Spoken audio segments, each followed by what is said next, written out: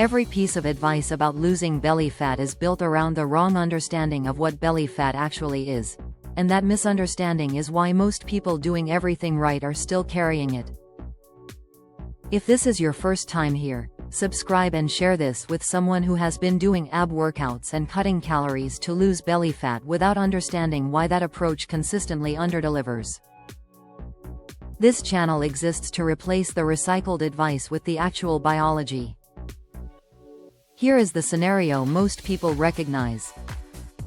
Someone decides they want to lose belly fat. They do what every piece of mainstream advice tells them to do. They start doing more core work.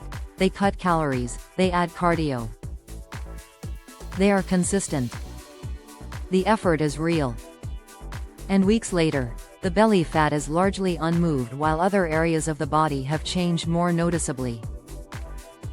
The frustration this produces is not evidence of personal failure.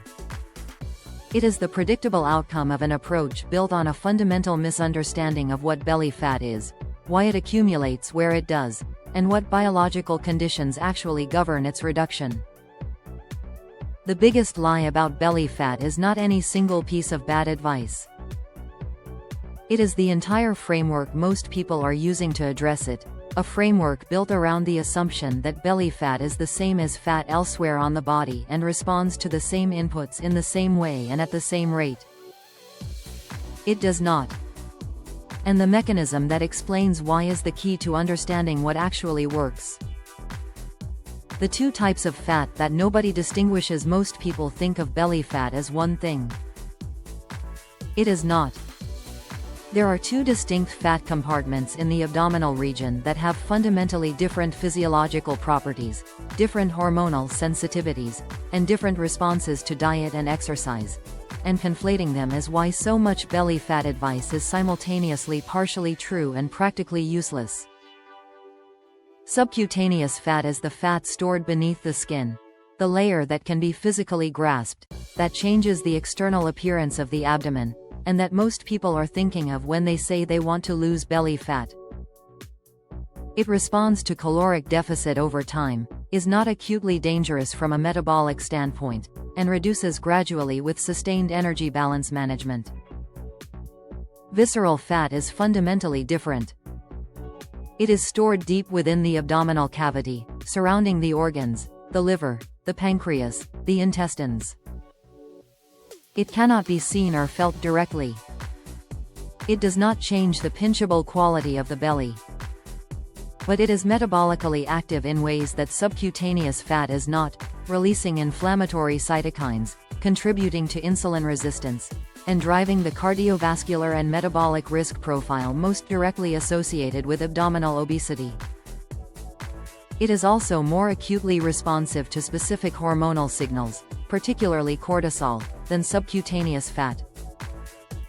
This distinction matters enormously because visceral fat and subcutaneous fat respond differently to interventions.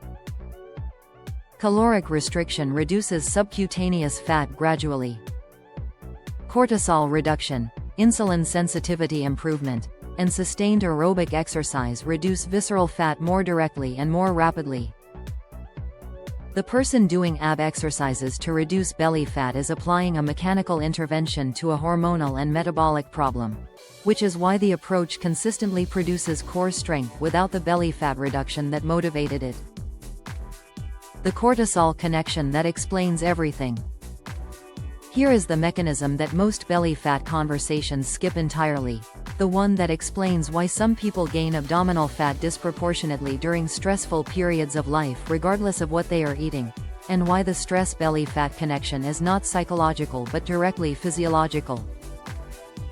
Cortisol, the body's primary stress hormone, has a direct relationship with visceral fat accumulation. Visceral adipose tissue has a higher density of cortisol receptors than subcutaneous fat in other body regions.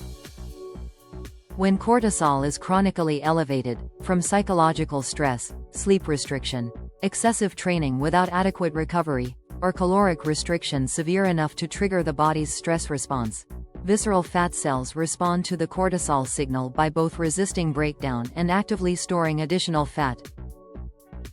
This is a survival mechanism. The body in a high cortisol state interprets the cortisol elevation as a signal of threat or scarcity and responds by protecting its most accessible energy reserve, the visceral depot, which can be rapidly mobilized when needed. The biological logic is sound.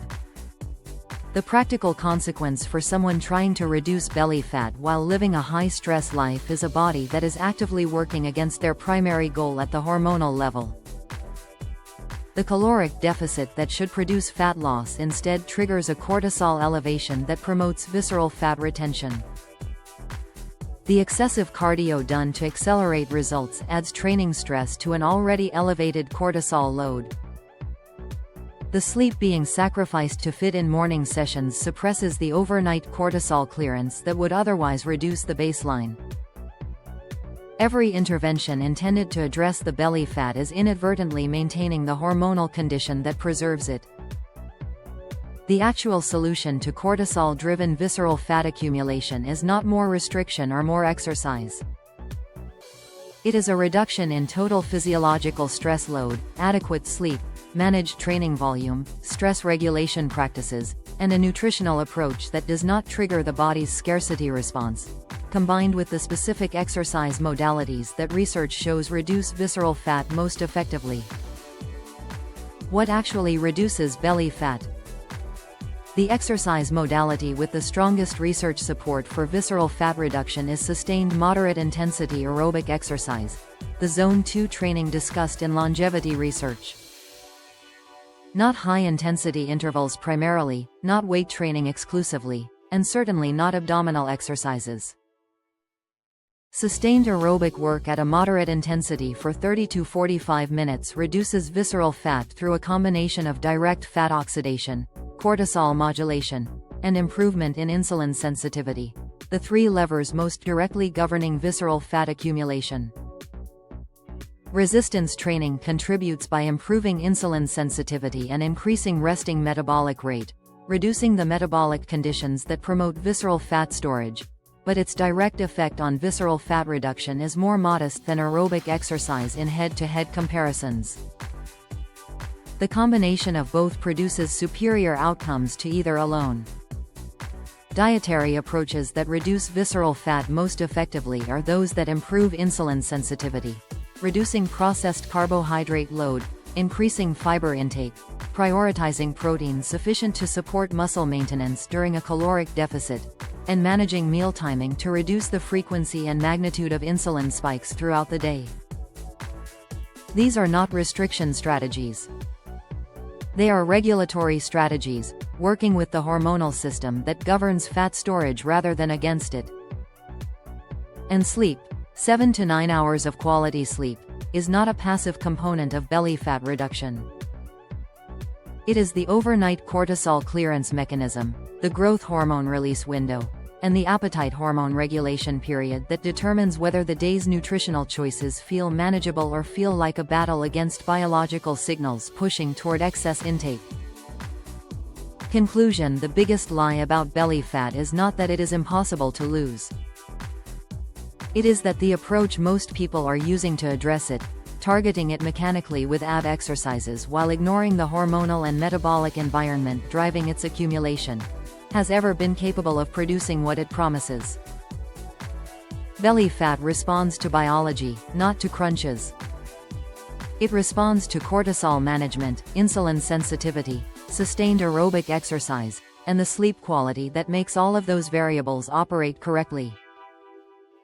It responds to an approach built around the understanding of what it actually is and what physiological conditions govern its reduction.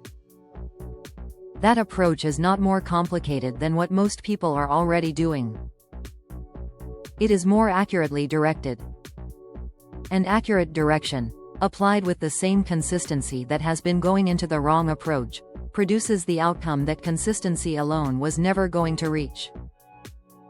If this finally explained why the standard belly fat advice was not delivering what it promised, subscribe and share this with someone who deserves the accurate framework instead of the recycled one. Every video on this channel is built around the real biology, not the version designed to sell the next product.